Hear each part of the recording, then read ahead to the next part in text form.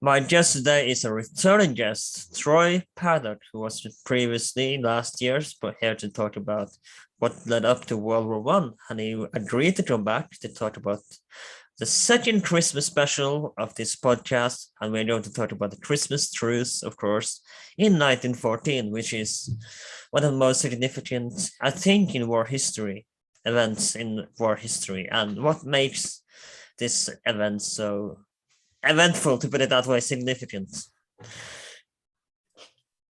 Of course, the answer is obvious, but elaborate a little bit.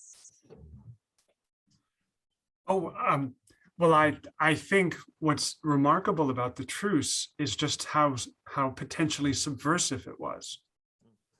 I mean, you had what was really a front line, both figuratively and literally, movement on the part of troops of both sides of the Western Front, thinking it wouldn't be a bad idea to take a break. And to me, I find this fascinating that they are able to do this. And this is, I think, only possible on the Western Front because you have this strip of land between the two sides that, is universally referred to as no man's land. And this was, literally neutral territory. Technically at one point it had belonged to France or Belgium, but for the period of the war, neither side possesses it. And so this is a space where the soldiers can talk to each other and not be combatants, and that both wanted to do so and were willing to do so.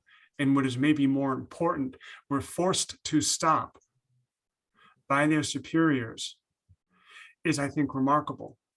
And I think it shows you just how powerful this, movement that is, it's often treated as a nice little anecdote and side story, but I think it really was much more than that and much more dangerous.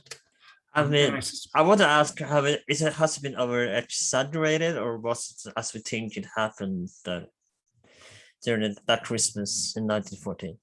Why do I think it happened? No, do you think they were over exaggerating a little bit, maybe how it happened, or do you think we are pretty accurate on the front?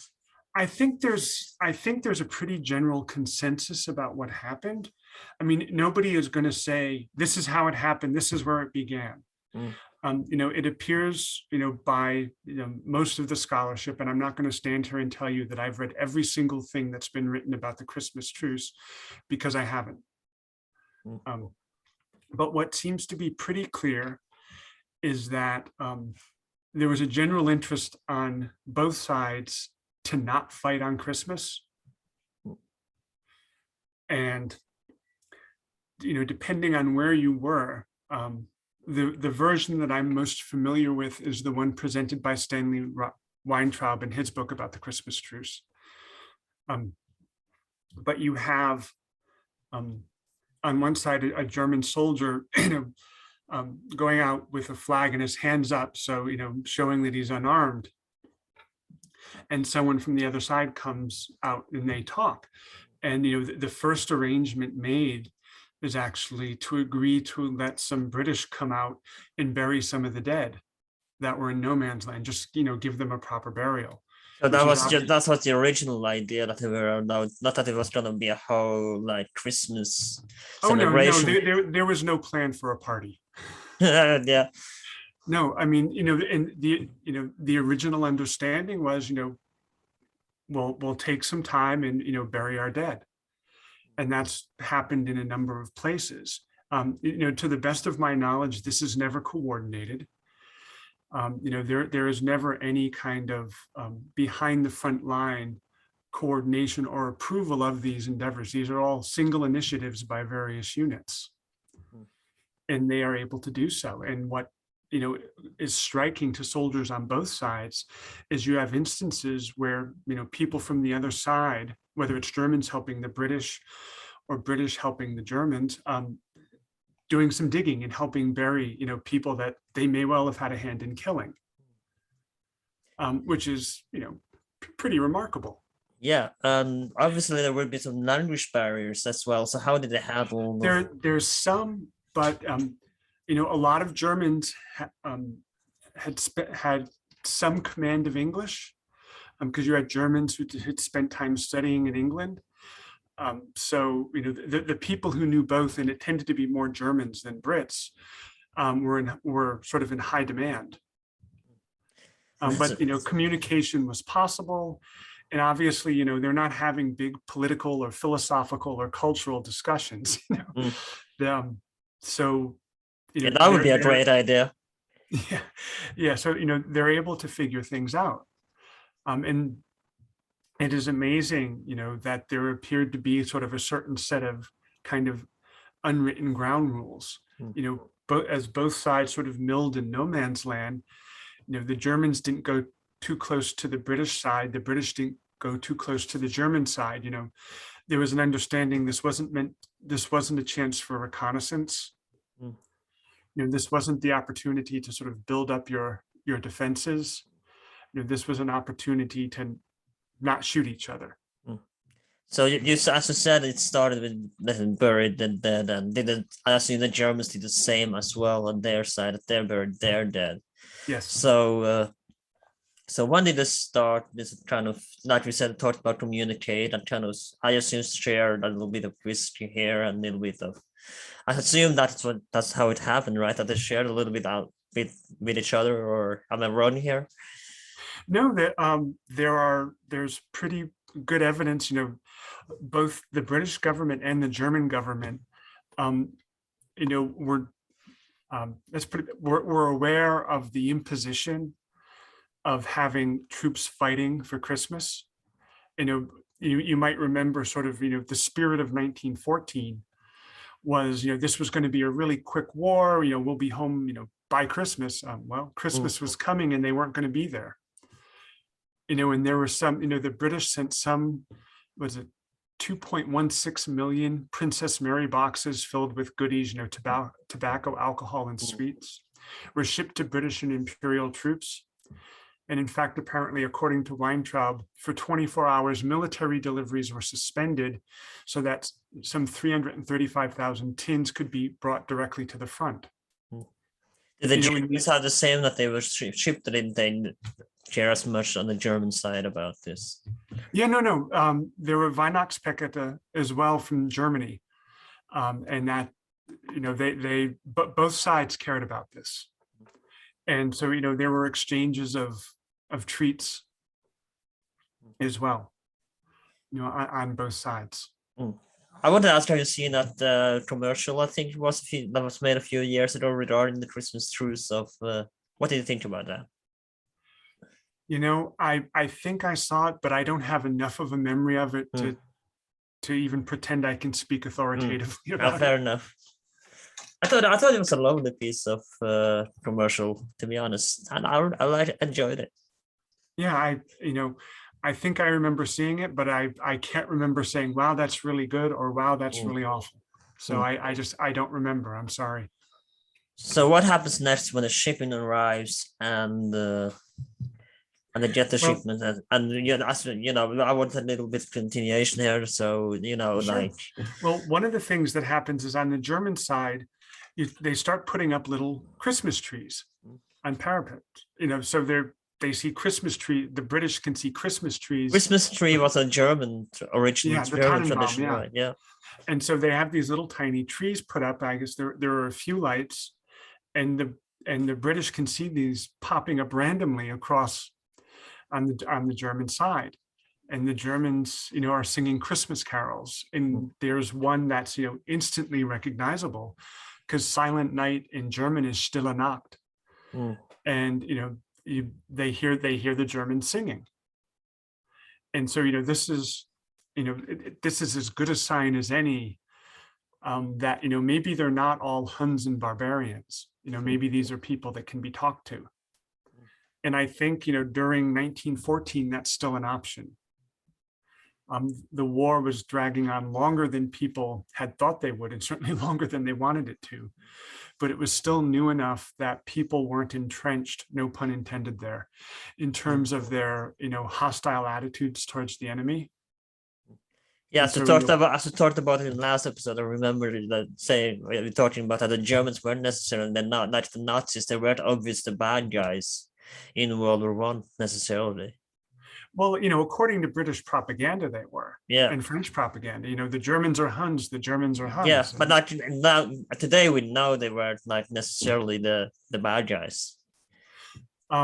Not Yeah, like World War II, where it's easy to say that obviously yeah, easy to say that Nazis were definitely the bad guys, and it was a yeah. bit more complicated than World War II, to put it that way. Or actually, World War II is less complicated. The Mm. Nazis are the bad guys. Mm. So yeah, World War I is a little more complicated. But I think it was possible to see them. It was possible to see the Germans as people. And and by accounts, the two sides were able to meet in various spots and So get along. this didn't just happen in one place. This was just No, one it kind of thing. happens. It happens up and down the Western Front through France and Belgium. There are at least a half a dozen spots where something like this happened. So at this point, what was the German border like? Well, as we thought France, Belgium, but what in general, what was the German border like at this point in the war? I'm not sure I understand what you mean by the border. Like, how far have they come? With the empire reach? Oh, not very far. I mean, are they clearly in French and Belgian territory? Yes. But, it's not like they're within shouting distance of Paris. It is still clearly Eastern France. So we talked, I want Victor to talk more, obviously, but how I want to ask us kind of an end question as well, but this never happened again. Why did this happen like in 1915, 1916 as well? And Well, I think, like an annual tradition to put it that way. I think there are a couple of reasons for it. One is that the authorities on both sides, the military authorities, made it quite clear that this kind of fraternization was not permitted and that it would be prosecuted. They forcibly put an end to what happened in 1914. So, it's reasonably certain that they were going to be even more vigilant in 1915 and 1916 and after. I think the other point is what I alluded to earlier. After 4 months of fighting, or 4.5 months of fighting, it might have been possible to see the other side as human and maybe not all that different from you or I. But after close to a year and a half of fighting, it was much easier to see the enemy as something awful and evil. And so there was probably less desire to try to recreate that spirit than you had in 1914. I recently saw a reference to a 1915 truce that I just didn't have time to follow up on, to try to suggest that there was something similar in 1915, but that was the first time I'd ever seen anything about it. So I don't want to say nothing ever happened again, but it was certainly something that the military authorities on the British, French, and German sides were all well aware of. And you even had, in 1914, the British sending message saying, our commanding officer is coming and he's going to order us to fire, but we're going to shoot high. Don't worry about it. And the Saxon group on the other side said, we're cycling out after tomorrow and the Prussians are coming in. Go ahead and shoot them. So did they play like board games, stuff and stuff? Did they? I also thought about they run together, but did they play like I'm going to refer a little bit to the commercial here, but like did they play games? There's a record of them playing soccer. There's at least one soccer game in the record, and it's in one of the Bavarian military archives. I actually found something here. There was someone that shared that we're going to try to find it again. A newspaper article on the Christmas Truce of 1914. Let's see. Yeah, there's a photo here. I don't know if I can't show you through the phone, but there is like Christmas Truce at front. Story told. I don't know if you read this article. I'm gonna try to zoom in on it so I can see if I can read it. Little bit of part of it, but it says a story told in letters from the trenches, Daily Mail, snowballs, and joke with a foe. is one of the headlines of the article. Okay, I'm not familiar with the article, but that's one of the references that Weintraub makes in his book are to letters back that, that refer to the truce. How do we know what the soldiers thought about this? Like, yeah, as obviously as we mentioned the letters, but like, what did they think about this when they realized that maybe we can have peace just at least tonight on Christmas? I would imagine they had to have been pretty happy about that. These are people, Christmas means something, even for the people who aren't necessarily religious, it's a holiday that's firmly embedded in European culture. Mm.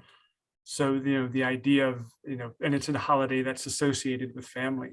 So the fact that they're away from their family on the holiday, but at least they don't have to worry about being shot at or having to shoot other people, it had to, at the very least, have been a relief. I mean, nobody's going to be overjoyed at being in the front on Christmas. Yeah. But at the very least, it had to have been a relief. Was there anyone who had a chance to get relief to go home on Christmas? Or was that not possible at all? Oh, I don't know for certain. They would not have made special arrangements to allow people to go home for Christmas. It is quite possible that people's, time on the front had expired and they cycled back just in time for Christmas, or, maybe cycled back right after. But, certainly they're not going to make special arrangements for people to be home for Christmas, because where do you draw the line? Yeah. That one, how did I generally get like alone? Or was it like, it's just for one day, we're not gonna really care about this? It lasts a couple of days. Really? And at least in one spot, it lasts almost a week. Mm. But it lasts, the 25th and 26th in more than a few places.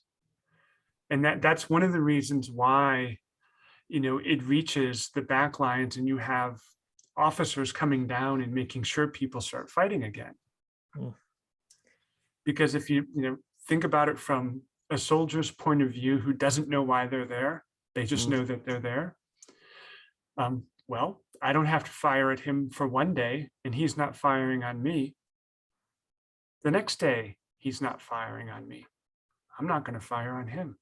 Mm. There was a, and this is going to sound a little flipper than I mean it, but it's also serious. There's a danger of peace breaking out. Mm. And, neither government wanted that at that point. Mm. So what do you think would have happened if that peace would have broken out because of the Christmas Truce of 1914? What do you think? Oh, that's a great question. And to be honest, how would the world look like today, to put it that way? Oh goodness, I am in no position to answer that question beyond sort of spitballing ideas. Mm. That's an excellent question. I don't know. There's no reasonable way one could, imagine that the French and Belgians would let the Germans take the land that they already had. So any peace would have to go back to sort of the pre-war borders in the West. The East becomes a much more open question because... Would we have called it a world war at that point, or would we just call it a European war, like the 30 Years' War or Napoleonic Wars? It still would have been a world war. It would have been a shorter one. Mm. But remember, they didn't call it World War I at that time either. They just called it the Great War. Yeah.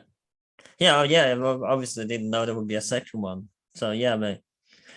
But I'm kind of similar question to previous question that I had, but was the morale kind of risen by this truce among the soldiers on both sides?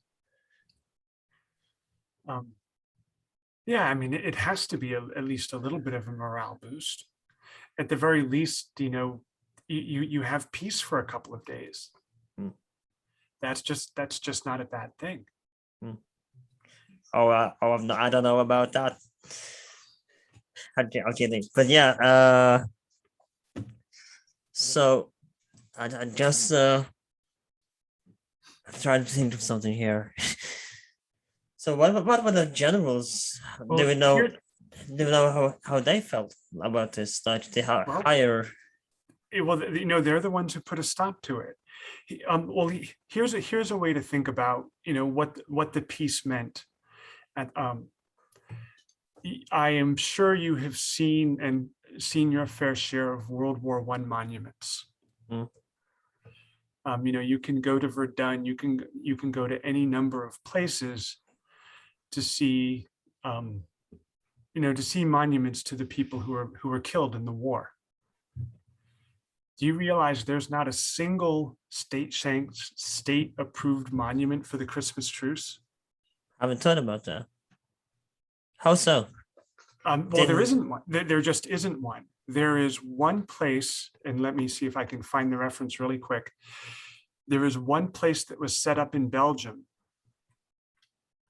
by a group of Englishmen who called themselves the Khaki Chums, erected the only known memorial to the Christmas truce in Belgium, and locals have tended to it and preserved it.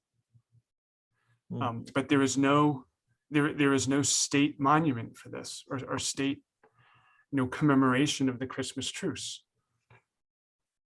I think that tells you something. Yeah. Yeah, makes sense.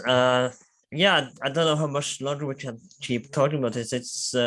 But I don't have too many questions to ask, to be honest. But thank you so much for coming. Thank you. This been a shorter episode than normally. That's okay. That's our Christmas present to everyone else. Will be shorter. Exactly. And you're welcome back anytime you would like to come on. And before you go, do you have anything you wish to promote? Any social media you wish to share? No, I'm terrible at self-promotion and remain terrible at self-promotion. For people, for scholars who are interested, I edit a journal called Environment, Space, Place, and we're always looking for good articles. So if you've got them, you can find the journal at the University of Minnesota Press, and you can reach me through them. Other than that, in a couple of days, it's Thanksgiving here in the United States. And then, the holiday seasons are coming up. So I wish you and yours. This episode will, by the way, be out holiday. After Thanksgiving. Yes, no, I know. But I wish everyone who's listening a peaceful and happy holiday. Thank you very much for that. And this has been Well That Aged Well. It's been a little bit shorter episode than normal today, but I hope that's okay. We are available on social media on Instagram under Well That Aged Well, YouTube Well That Aged Well, and we are available. You can find us on Spotify, Apple Podcasts, wherever you can find podcasts. Please consider rating us on iTunes. Give us 5. We would appreciate a 5-star rating if you really like this podcast. You don't have to, of course, but it would be highly appreciated. My name is Anand. This has been Well That Aged Well, and I'll see you next time.